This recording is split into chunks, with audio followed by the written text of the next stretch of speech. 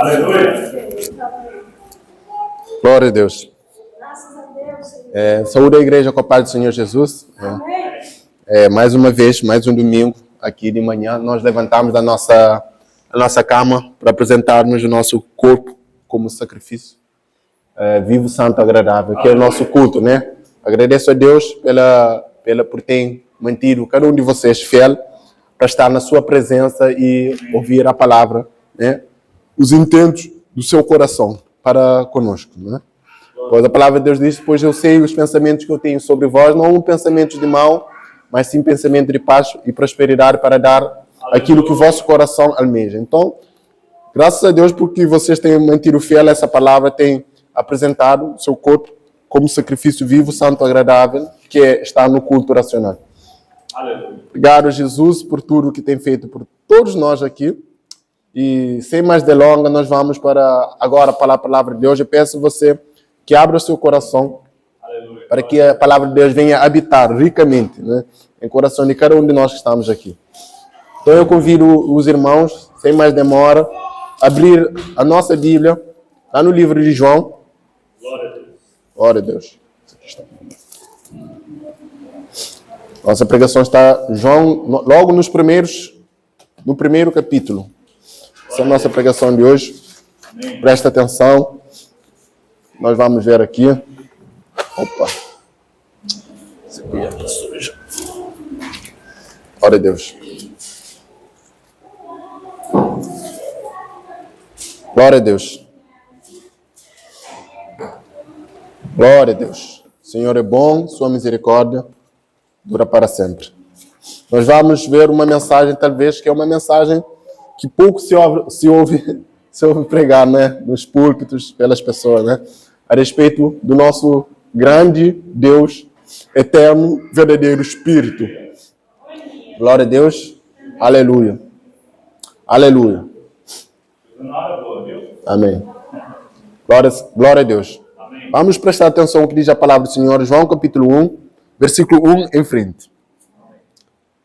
Diz assim a palavra do Senhor: no princípio era o Verbo, e o Verbo estava com Deus, e o Verbo era Deus. Aleluia. Ele, o Verbo, estava no princípio com Deus. Todas as coisas foram feitas através dele, e sem ele, nada do que existe teria sido feito. Nele estava a vida, e a vida era a luz dos homens. E a luz resplandece nas trevas, mas as trevas não a venceram. Amém. Houve um homem enviado de Deus, cujo nome era João.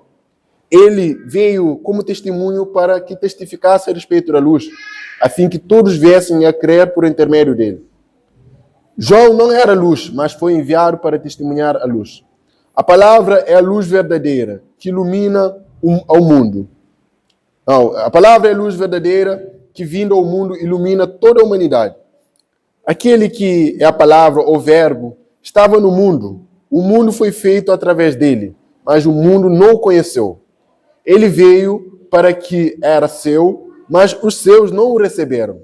Mas a todos quantos o receberam, deu-lhes direito de se tornarem filhos de Deus. Ou seja, aos que creem no seu nome. Aleluia. Os quais não nasceram da carne, nem do sangue, mas nem da vontade do homem, mas da vontade de Deus. E o Verbo se fez carne e habitou entre nós. Vimos a sua glória como a do unigênito do Pai, cheio de graça e verdade. Vamos fechar nossos olhos, vamos orar a Deus para que Ele possa fazer presente nesse culto, nessa manhã, amém? Deus venha falar grandemente aos nossos corações através dessa bendita e gloriosa palavra, amém? Vamos orar nessa manhã. Ore comigo. Senhor Jesus, maravilhoso Deus, Pai Santo, nesse momento, Senhor Jesus, nós rendemos graça, glória, exaltação, riqueza, Senhor, soberania, Senhor, louvor, Pai, ao Teu nome, Pai. Pai, nesse momento, Senhor Jesus, nós apresentamos esse culto, a pregação dessa palavra, Pai. Pai, que o Senhor venha falar grandemente conosco, Pai, de modo que possa haver transformação do nosso coração, Pai. E de modo que a Tua graça, a Tua palavra seja explanada nesse lugar, Pai. Pai, ilumine nossa mente, que nós venhamos compreender cada capítulo, cada letra, cada frase, Senhor Jesus, que venha a ser exposta aqui, nesse momento, Senhor Jesus. Pai, faça isso, que Teu nome seja glorificado e que a Tua presença possa ser sentida aqui, no nome de Jesus. Irmão, hoje eu vou pregar uma mensagem. Eu já tinha pregado uma mensagem como essa aqui, mas eu acredito que há uma necessidade de voltar a pregar essa mensagem. Porque mensagem como essa pode fazer com que nós, cada vez mais, tenhamos mais intimidade com o Senhor Jesus. Amém? Então, vamos pregar essa mensagem. E o título dessa mensagem que eu tenho hoje é Jesus. É Jesus, né? Essa pessoa que nós adoramos, professamos e depositamos a nossa esperança e a nossa confiança nele. Né? Quem é Jesus? Né? Quem é esse que fecha a boca do leão? Quem é esse que o vento e o mar lhe obedecem? Quem é esse que abre as águas do Mar Vermelho? Quem é esse que dividiu o tempo, as eras, a história? Quem é esse Jesus? Né? Você já se perguntou isso? Muitas das vezes nós estamos aqui no culto, servimos a Deus, sabemos que o nosso Deus é verdadeiro, mas precisamos ter uma noção, precisamos ter um conhecimento da sua profundidade acerca dessa pessoa maravilhosa. Né? Acerca desse Deus que um dia, como lemos no nosso texto, se fez homem e habitou entre nós. Amém? Então, quem é Jesus? Jesus é a personalidade mais pesquisada de todos os tempos. É o nome mais pesquisado na internet. Aleluia. É a pessoa que dividiu o tempo, as eras, antes de Cristo e depois de Cristo. Quem é esse Jesus? Sob vários aspectos, Jesus é uma pessoa singular, cujo centraliza a glória e o poder do Evangelho do próprio Senhor Jesus, na sua natureza divina. Glória a Deus. Ele mudou a face da história porque, através dele, a eternidade, aquilo que é eterno, invadiu o tempo. Ou seja, aquele que é eterno entrou no tempo e no espaço. Né? A minha Bíblia aqui diz, no versículo 14, que o Verbo se fez carne e habitou entre nós. Vimos sua glória como a do unigênito do Pai, cheio de graça e verdade. Então, através desse texto, nós vemos que Jesus é a palavra. Jesus é o Verbo de Deus. O Verbo, quando o apóstolo João escreveu esse texto aqui, surgiram muitas pessoas que uns estavam defendendo que Jesus não pode ser Deus, outros estavam falando que Jesus é semideus, outros estavam falando que Jesus não pode ser homem, que a carne, a matéria era frágil. Mas o apóstolo João sentiu a necessidade de escrever esse texto para mostrar à igreja que o Senhor Jesus é 100% homem e é 100% Deus. E ele vai dar alguns traços que provam essa verdade aqui. Amém? Então ele diz que o Verbo se fez carne e habitou entre nós. O apóstolo João começa a dar traços da humanidade de Jesus, onde ele fala da divindade de Jesus, onde fala que ele estava no princípio. Então, quando João diz que o Verbo se fez carne, lá no princípio ele diz que o Verbo criou tudo, que agora, na plenitude dos tempos, né, o Verbo se tornou homem. Aleluia. O Verbo se fez carne. O Verbo se materializou. Aquele que é Espírito eterno e infinito tornou-se homem. Aquele que é Espírito eterno e infinito fez a sua semelhança, irmão Miquel. Glória a Deus. Então ele diz que o Verbo se tornou carne e habitou entre nós. É como que o autor, apóstolo João, estivesse dizendo que o tabernáculo de Moisés, onde habitava a glória de Deus, se fez homem. O templo de Salomão, onde descia a glória de Deus, se fez homem. E o Verbo se fez carne. Então, muitas religiões concordam que há um só Deus no céu. Mas quando falamos do Senhor Jesus, a sua divindade, a sua humanidade, aí há tropeço aí. Porque ele é a pedra de tropeço. mas ele não é só a pedra de esquina, ele também é pedra fundamental, mas também ele é pedra de tropeço, onde trava todas as outras religiões. Então, Jesus se fez carne. O verbo, a palavra de Deus diz que no princípio era a palavra, ou era o verbo. Quando o apóstolo João está dizendo aqui que no princípio era a palavra, irmão Miquel, estava reportando lá no princípio, quando Deus criou todas as coisas. Ou seja, no princípio era verbo. Antes de Deus criar todas as coisas, lá no princípio, lá no início, quando Deus, quando o Gênesis diz que no princípio Deus criou os céus e a terra, lá no princípio era a palavra. O que remete aqui que a palavra, que Jesus, ele é eterno. Ele vive numa atmosfera atemporal. Ele subsiste pelos séculos dos séculos. Ele não é como nós que temos o início e temos o fim. Ele é eterno. Amém? Então, no princípio, quando João diz aqui, que no princípio, quando ele disse, haja luz, lá no princípio, lá no Gênesis, haja separação entre águas e águas. Haja luzeiro sobre o firmamento, para que possa iluminar a terra.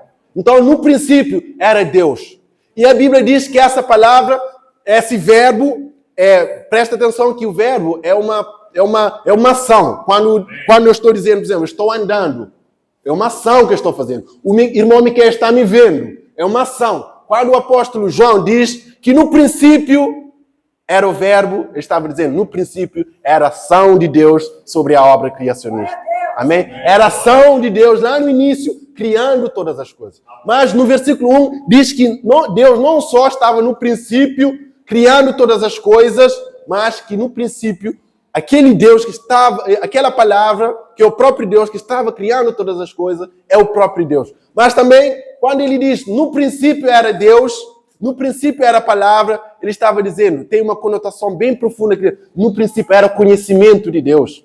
No princípio era a sabedoria de Deus. Não era duas pessoas, nem três pessoas, não, pastor. Era o único Deus usando a sua própria sabedoria, o seu conhecimento, o seu verbo, a sua ação sobre a obra criacionista. Amém? Então ele diz, no princípio era Deus. O único Deus, lá no princípio, criando todas as coisas. Tanto que o próprio apóstolo João diz que aquele verbo criacionista era o próprio Deus. Aleluia. Amém? Aquele verbo era o próprio Senhor Jesus que estava lá criando todas as coisas. Colossenses 2, se não me falha a memória, diz que por ele e para ele foram criadas todas as coisas. Quer trono, quer principado, quer potestade, quer soberania. Tudo foi criado por ele e para ele. Glória a Deus. Esse é o nosso Deus. Esse é Jesus que você adora. Esse é Jesus que você veio aqui para adorar. Esse é Jesus que você apresenta o seu corpo como sacrifício vivo, santo, agradável. Esse é o Jesus que diz, procurar em primeiro lugar o reino de Deus e todas as vulgaridades dessa vida lhe serão acrescentadas. Esse é Jesus, o fundamento da nossa fé, irmão Besma. Esse é Jesus no qual está alicerçado a igreja. Esse é Jesus, a pedra fundamental. Esse é Jesus, a pedra angular. A grande pedra com a qual a igreja está alicerçada. Então, o nosso Deus se fez carne. Então, entendemos aqui, vimos aqui, que a palavra, que é Jesus, estava no início criando todas as coisas. E a palavra, que é Jesus, era o próprio Deus criando todas as coisas. O próprio Deus. Então, meu irmão, ser cristão não é coisa pouca. Nós servimos e adoramos o grande Deus, Criador de todas as coisas. O grande Deus, estabelecedor de todas as coisas. O grande Deus que sustenta todas as coisas. Amém? Esse é o nosso Deus. Versículo 3 diz assim, agora ele traça a divindade de Cristo. Nos primeiros versículos, ele vai falar, apresentar Jesus como Criador. Nos últimos versículos, no primeiro versículo, ele vai tratar Jesus como divino. Ele criou todas as coisas.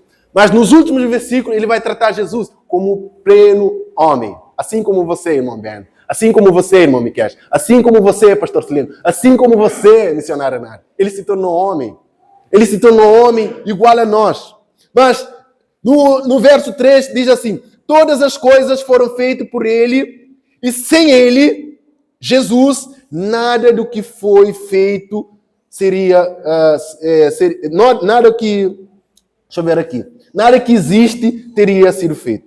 Todas as coisas foram feitas por ele. Quando ele diz, haja luz, haja firmamento. E no sétimo dia, o mais excelso de toda a criação, e do pó, do barro, ele criou a sua mais linda criação, que é o homem. Era o próprio Jesus. Está no lar. Ele não é a segunda pessoa da Trindade. Ele não é a terceira pessoa. Ele é um só. Ouve, ó Israel, o Senhor nosso Deus é o único Senhor. Portanto, amará Ele de todo o teu coração, de todo o teu entendimento, de toda a tua alma. Romanos 9,5, nos quais são patriarca, que é a linhagem terrena de Cristo, que é Deus bendito eternamente. Não há dois, não há três. Ele é um só. Amém? Glória a Deus. Então, nós vamos passar no versículo 14. Porque negar a humanidade de Cristo é destruir os fundamentos da nossa fé. Versículo 14. E o verbo, ou seja, esse verbo, e Deus se fez carne e habitou entre nós.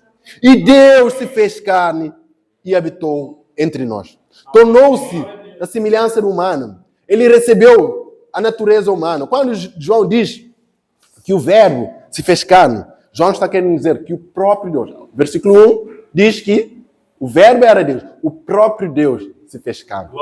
O próprio Deus se encarnou. Agora, quando ele encarnar, irmão Miquel, ele caminha entre nós. Ele come o pão que nós comemos. Ele bebe a água que nós bebemos. Ele olha com o olho que nós olhamos. Ele ouve com o ouvido que nós ouvimos. Ele tornou a nossa semelhança. A sua semelhança, pastor. Agora ele tem olho. Agora ele tem cabelo. Agora ele tem lábios. Agora ele tem batimento cardíaco. Agora ele tem audição. Agora ele tem orelha, agora ele tem dedos, 5 na mão esquerda, 5 na mão direita e 10 nos seus pés. Ele tornou-se homem, irmão. A encarnação foi uma coisa espetacular, meu irmão. Ele se tornou homem. Agora, a Bíblia dá traços da humanidade de Jesus. Agora, antes disso, eu quero dizer a razão pelo qual ele se tornou homem. Por que ele tornou-se homem? Por que ele teve que fazer a nossa semelhança, irmão Berge? Por que ele teve que ter mãos como nós, pupilas como nós, pestanas como nós? Por que ele teve que fazer isso? Por que ele teve que ser matéria como nós? Amém? Primeiro, vamos lá ver. Hebreus 4,15. Diz assim: pois não temos um sumo sacerdote que possa compadecer das nossas fraquezas. Agora, na sua encarnação, temos um sumo sacerdote supremo que em tudo a nossa semelhança, presta atenção nessa frase final, foi tentado sem pecado. Que coisa tremenda. Olha aqui, o escritor de Hebreus dá um grande exemplo de o porquê esse Deus fez homem. O porquê esse Deus se encarnou. O porquê esse Deus vestiu a roupagem humana. Ele nos dá o exemplo. Pois não temos um sumo sacerdote que possa compadecer da nossa fraqueza. Entretanto, sem embargo, não obstante, agora temos um sumo sacerdote supremo que veio do alto. Em tudo foi tentado a nossa semelhança, porém sem pecado. Por que ele se fez homem? Primeiro, ele se fez homem, irmão, para levar as tuas fraquezas, debilidades e inclinações. Para levar a sua fraqueza, debilidade e inclinações. Ele se fez natureza humana para experimentar o que você experimenta. Para sentir sede como você sente. Para sentir dor como você sente. Para sentir tentado como você sente. Para sentir abandonado como você sente. Por isso ele se fez homem. A encarnação foi algo estupendo. Foi algo maravilhoso. Ele fez homem para sentir as mesmas debilidades que nós sentimos. Ele sentiu sede, ele sentiu triste, ele sentiu fome, ele sentiu abandonado, ele sentiu dor. Isaías fala, homem de dores. Foi experimentado no trabalho, não tinha beleza nem formosura para que nós pudéssemos desejá-lo. Então por isso ele se fez homem, para sentir as mesmas coisas que você sente. Então, meu irmão, quando você sentir tentado, olhe para Cristo, porque ele vai dizer, eu sei o que é ser tentado. Eu posso ajudar você. Quando você sentir abandonado, ele diz, eu sei o que é ser abandonado. Eu posso auxiliar você. Uma vez que ele foi abandonado. É verdade vos digo. Hoje mesmo vós escandalizareis e fugireis, porque está escrito, ferirei o pastor e as ovelhas ficarão dispersas. Então ele foi abandonado. Quando você se sentir abandonado por alguém, olhe para ele, porque ele vai auxiliar você na sua fraqueza. Quando você sentir dor, olhe para ele, porque eu sei o que é sentir dor. Eu sei o que é experimentar essas coisas. Porque ele se encarnou para ser a nossa semelhança e experimentar essas coisas. Agora que ele experimentou essas coisas, ele sabe como auxiliar você. Ele entende você. Agora temos um que em tudo se pareceu. Ele foi tentado em tudo, meu irmão. Quando você se sentir tentado, olhe para ele, porque ele vai dizer, eu sei o que é ser tentado. Eu sei como ser tentado num pináculo. Eu sei como é ser tentado. Em tudo a Bíblia diz que ele foi tentado. A nossa semelhança, porém sem pecado. Aleluia. Aquele que não tinha pecado, por nós, se fez pecado, para que nós pudéssemos ser feitos a justiça de Deus. Agora, vemos um dos exemplos de por que ele se fez homem. Para auxiliar você nas suas debilidades, nas suas inclinações. Quando você sentir o pecado bater na porta, olhe para ele. Porque ele disse isso. Também eu sei o que é essas coisas. Eu senti essas debilidades. Assim como você sente. Eu senti. Agora eu sei como auxiliar você. Tem um general francês. Diz que para você derrotar o seu inimigo, você tem que conhecer o seu inimigo. Então, Jesus, para derrotar as debilidades que nós sentimos, ele fez carne e conheceu na pele o que é pecado. O que é tentação? O que são as debilidades da forma humana? Então, agora, por isso que a Bíblia diz que ele intercede por nós. Porque ele sabe o que é sentir triste. Ele sabe o que é sentir abandonado. Ele sabe o que é sentir dor. Ele sabe o que é pecado, tentar a natureza humana. Em tudo, a nossa semelhança, ele foi tentado. Então, vamos prosseguir. Segundo, por que ele se encarnou? Segundo, para levar os nossos pecados. Aleluia, esse é o nosso Deus. Estamos conhecendo a Jesus. Ele veio para levar os nossos pecados. Mateus, livro de Mateus diz, Mateus escreve, a virgem conceberá, dará à luz um menino, por-lo-á o nome de Jesus, porque ele salvará o seu povo dos seus pecados. Amém? Glória a Deus. Alguém pode dizer glória a Deus aqui? Então, Jesus veio para salvar-nos dos nossos pecados. Deuteronômio 28 diz assim, maldito quem não obedecer à lei de Moisés, maldito é o teu fruto, que é pecado e ofensa contra a lei. Quem não obedecer na íntegra, na totalidade, à lei de Moisés, maldito é o teu fruto. Maldito é a tua maçadeira. Maldito és tu quando entrar no campo. Maldito és tu quando entrar na cidade. E Jesus, na sua encarnação, tomou toda a maldição da lei de Moisés e tomou para ele e cravou aqui na cruz com ele. Porque está escrito, maldito todo aquele que for pendurado no madeiro. Por quê? Porque ele tomou a nossa semelhança, como eu falei ontem. Tomou a nossa natureza, a natureza humana, para nos substituir na íntegra naquela cruz. Ele se fez maldito por nós. Ele não tinha pecado, se fez pecado por nós. Aleluia. Ele tomou, como diz Isaías 53, tomou todos os nossos pecados. Todas as nossas debilidades, ele tomou para si. Todas as nossas dores, enfermidades, tanto do corpo como da alma, ele tomou para si e levou para a cruz. E morreu naquela cruz em nosso lugar. No meu e no seu lugar. Que coisa espantosa, meu irmão. Aleluia. Então esse é o nosso Deus, que se encarnou, se fez homem, para auxiliar você nas suas fraquezas, para levar os seus pecados. Amém? Mas se eu afirmar que Jesus é somente homem, ainda estaria ensinando algo que é errado. Mas também Jesus é plenamente Deus. Ele não é 50% Deus. Ele não é 99,99% Deus. Ele é 100% Deus. Colossenses 2. Nele, Jesus, habitava toda a plenitude da divindade. Aleluia. Era o próprio Deus caminhando no nosso meio, olhando com os olhos que nós olhamos, ouvindo com os ouvidos que nós ouvimos, andando com os pés que nós andamos. Então ele se fez homem. Esse Deus se fez homem. Então esse é Jesus. Agora, vamos ver os atributos da divindade de Cristo. Atributos, vamos prova bíblica, tanto no Antigo como no Novo Testamento, que Jesus é Deus. Amém. Jesus é Deus. Eu poderia citar aqui no Romanos 9:5, que eu citei há pouco. Eu poderia citar João 28, mas vamos não para esses versículos em si, mas vamos para os termos grego. Glória a Deus. Aleluia. A palavra, presta atenção, a palavra Deus, para se referir a Deus, no grego, é theos. Daí vem a palavra teologia. É a ciência que estuda Deus. Então, theos. Então, theos, no grego, quer dizer Deus.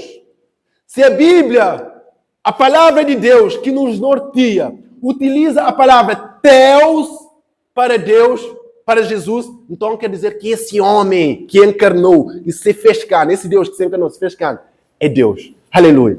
João 1:1, acabei de ler aqui. No princípio era o verbo. O verbo estava com Theos, e o verbo era Theos, ou seja, Deus com a sua ação criacionista. Amém. Aleluia. João 20:28, Tomé respondeu-lhe, Senhor meu e Deus meu. Romanos 9:5, os quais são patriarcas e a partir deles são a linhagem terrena, humana de Cristo, que é Deus sobre todos eternamente. Amém. Que palavra gloriosa, meu irmão. Palavra gloriosa. Então, se a Bíblia utiliza a palavra Theos para Jesus, então quer dizer que Jesus é Deus, é Theos. Aleluia. Agora, então, se qualquer pessoa estudioso, tanto do Antigo Testamento, do grego, como do Novo Testamento, fosse ler no original grego os evangelhos, tanto do Antigo Testamento, sabia que aquele lá é Deus encarnado. Aleluia.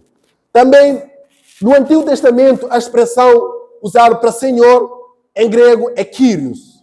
Então, somente o grande Yahvé, o grande Eu Sou do Antigo Testamento, é usado essa expressão, Kyrios, Senhor. Então, se a palavra de Deus, se a Bíblia Sagrada que nos norteia, que é luz para os nossos caminhos, lâmpada para os nossos pés, diz que Jesus é Theos, porque Jesus é Deus. Se Jesus é Kyrios, na verdade, é porque Jesus é Kyrios. Olha só, Lucas 2:11, pois na cidade de Davi nasceu hoje o Salvador, que é Cristo, o Kyrios, o Senhor. Glória a Deus. Olha só, Mateus 3:3. Eis este aquele que foi anunciado pelo profeta Isaías. A voz que clama no deserto, prepara o caminho ao Kyrios, que quer dizer Senhor. Atos 2:38. Saiba, pois, vós, com toda certeza, toda a casa de Israel, que Jesus, humanidade, a quem Deus, divindade, fez Kyrios e Messias. Aleluia. Então, o termo grego encaixa perfeitamente para o Senhor Jesus. Kyrios. Agora, temos não só os termos gregos que provam que Jesus é Deus, mas também temos os atributos de Deus. Os atributos de Deus. Deus tem dois tipos é dividido em dois tipos os atributos de Deus. Comunicáveis e incomunicáveis. O que é isso?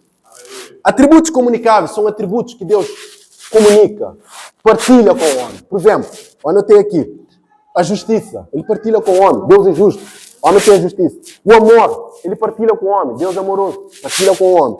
Bondade, atributo de Deus, ele partilha com o homem. Então, Jesus partilha os seus atributos conosco, mas ele não só partilha, não só tem atributos comunicáveis, aquilo que ele compartilha conosco, justiça, amor, bondade, mas também ele tem atributos incomunicáveis, ou seja, que não se pode partilhar. Por exemplo, onipresença, onisciência, onipotência. Só Deus é onipresente.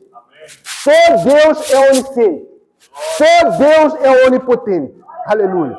Então, só Deus tem esses atributos incomunicáveis. Então, se Jesus tem esses atributos incomunicáveis que Deus não pode partilhar de jeito nenhum com ninguém, é porque Jesus é o próprio Deus. Aleluia. Aleluia, meu. Que coisa tremenda. Então, vamos ver para os sinais incomunicáveis que o grande Yahvé no Antigo Testamento está fazendo uma analogia, uma comparação entre Deus, para vocês perceberem que o mesmo Deus do Antigo Testamento é o mesmo Deus do Novo Testamento. Porque ele não muda, pastor Sileno. Ele é o mesmo de ontem, hoje e eternamente será. Glória a Deus. Então vamos ver. Mateus 14. 49. Jesus multiplicou pães e peixes. Só Deus pode fazer essas coisas. E Mateus 8, 26, 27. Acalmou a tempestade. Só Deus pode fazer essas coisas. Até que os discípulos foram tomados de espanto. Quem é esse que até o mar e o vento lhe obedecem? Quem é esse? Então Jesus é onipotente. Tem outro.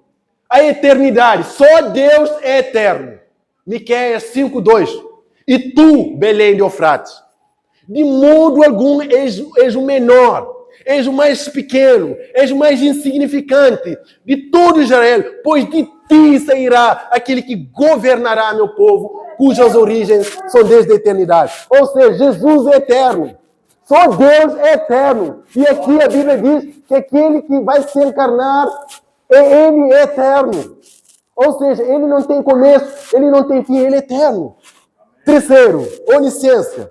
João 64. Entretanto, existe algum de vós que não creem, pois Jesus sabia desde o início os quais que não criam e quem iria trair. Ou seja, Jesus sabe de tudo. E o Simão Pedro disse assim: Petros, tu me amas? Senhor, tu sabes todas as coisas, tu sabes que eu te amo. Então Jesus sabia naquele momento que Pedro amava ele. João 16:30. Agora conhecemos que tu, Jesus, sabe todas as coisas. Onisciência. Jesus sabe tudo. Sabe tudo. O único ser que sabe todas as coisas é o nosso próprio Deus. Você está vendo como a Bíblia diz que Jesus é Deus? Como que a Bíblia fala que esse homem era divino? Glória a Deus. Agora, por que era necessário? Vemos que por que era necessário que ele fosse homem. Agora vamos ver por que era necessário Deus se encarnar e tomar as nossas debilidades. Por que é necessário ele ser divino? Por que era necessário aquele homem ser plenamente homem, já vimos? Por que agora que era necessário ser plenamente Deus? Por que era necessário? Vamos ver. Isso que nós vamos ver. Pois somente um Deus eterno, glorioso, infinito, poderia arcar com o pecado de toda a humanidade, de todos os tempos. Nenhum ser, presta atenção, nenhum ser finito poderia arcar com essas consequências. Só um Deus poderia arcar com essa sequência sem blasfemar uma só palavra. A palavra de Deus em Isaías 53, que o profeta Isaías diz que ele foi para matadouro como uma ovelha muda perante os seus tosqueadores.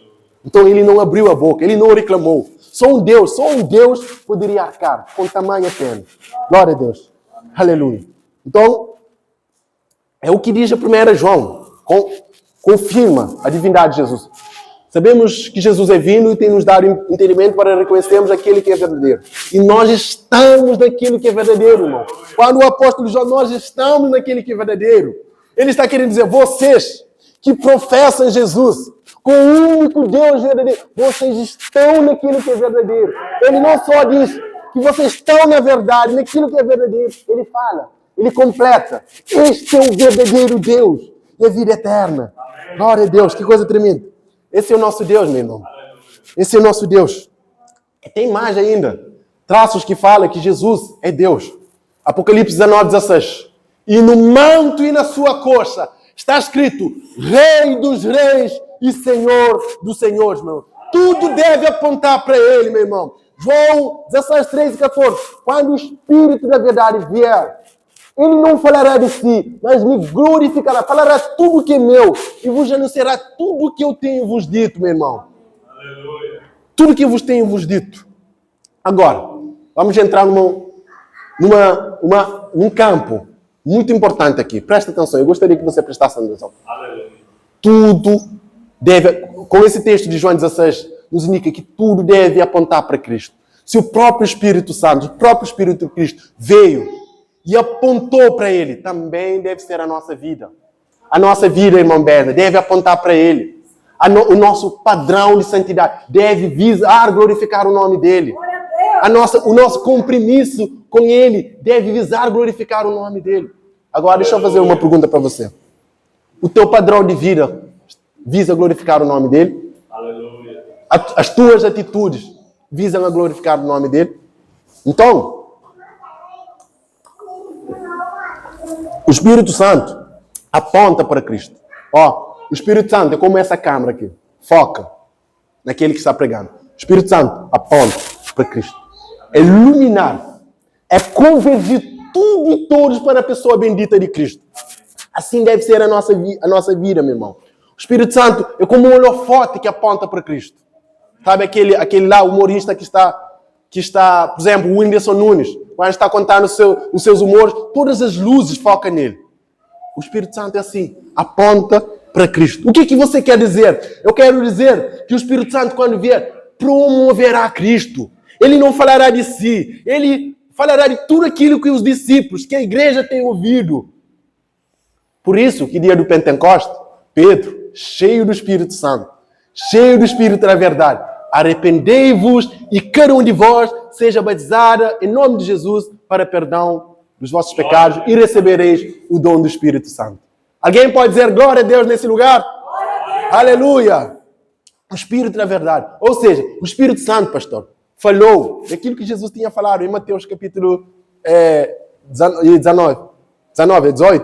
No capítulo 18. Falou, o Espírito Santo apontou, mostrou que aquele lá era o Pai, aquele lá era o Filho, aquele lá era o Espírito Santo. O único Deus manifestou em 3 formas. Glória a Deus. 28. Glória a Deus. Isso é maravilhoso, meu irmão. O Espírito Santo não falará coisas que vocês não sabem ainda. Tudo que eu tinha falado para vocês, o Espírito Santo mostrará a vocês. Amém. Que coisa tremenda. Então, irmão, tudo deve apontar para Cristo. O universo é cristocêntrico, ou seja, o universo contém as digitais de Cristo. Cada ar que você respira é porque Cristo permitiu que isso acontecesse com você. Cada você tem família é porque Cristo concedeu essa bênção para você. Você tem comida é porque Cristo concedeu essa bênção para você. Porque nele movemos, vivemos, existimos, meu irmão. Então, meu irmão, tudo a nossa vida, como diz Colossenses 2, todas as coisas foram feitas por Ele e para Ele. Ou seja, esse para Ele é que todas as coisas visam glorificar o nome dele. A nossa vida também deve glorificar a Cristo, meu irmão. Nosso padrão de santidade, a nossa conduta correta diante dos homens, é para glorificar o nome do Senhor. É para glorificar o nome do Senhor. Tudo deve apontar para Ele. Agora, todo o Novo Testamento aponta para Cristo. Todo o Novo Testamento. O Antigo Testamento nem se fala. Tudo aponta para Ele. Ele é o dono de todas as coisas. Dele provém todas as coisas. Ele criou todas as coisas. Irmão, Ele é o princípio de tudo e o fim de tudo. Sabe por que Ele é o princípio de tudo? Muitas pessoas não aprofundam no significado, o princípio e o fim. Ele é o princípio de tudo, pastor. Haja luz, lá na criação.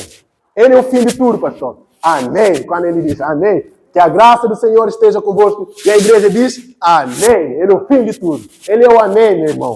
Glória a Deus. Então o universo é cristocêntrico, meu irmão. Ele é o alfa e o ômega. Alfa significa primeira letra do alfabeto grego. Mas alfa não só significa a primeira letra do alfabeto grego. Significa que tudo surgiu nele. Tudo nasceu dele. Tudo provém dele. Ele sustenta tudo. Tudo provém dele, meu irmão. A terra, tudo iniciou dele. No princípio criou Deus o céu e a terra. Irmão, sabe? Desde 1858, quando Charles Darwin lançou o seu livro Origem das Espécies, que é essa verdade, no princípio criou Deus o céu e a terra, vem sido atacado. Vem sido atacado pela universidade, vem sido atacado pela comunicação social, vem sido atacado pelas escolas, pela ciência. Mas a primeira verdade das Escrituras é que no princípio criou Deus os céus e a terra. Aleluia! Ele é o alfa, mas ele não é só o alfa. No princípio criou tudo. Tudo é sustentado, tudo provém, tudo surge, tudo nasce dele. Mas também ele é o ômega. Ômega, última letra do alfabeto grego, mas não só quer dizer que ômega é a última letra do alfabeto grego. Tem uma conotação mais profunda, que homem é o arremate de todas as coisas. É a convergência de todas as coisas. O que você quer dizer? Quer dizer que tudo aquilo que é alfa, que deu nele origem, que surgiu nele, que nasceu dele, é para que ele receba a glória, a ele o poder, a ele a exaltação pelos séculos dos séculos, meu irmão. Aleluia! Esse é o nosso Deus, meu irmão. Tudo deu nele origem, meu irmão. Tudo nele é origem. Então, meu irmão, a sua vida deve apontar para Ele. Tudo apontou para Ele. Eu podia citar aqui Isaías 53. Quem deu crédito à nossa pregação?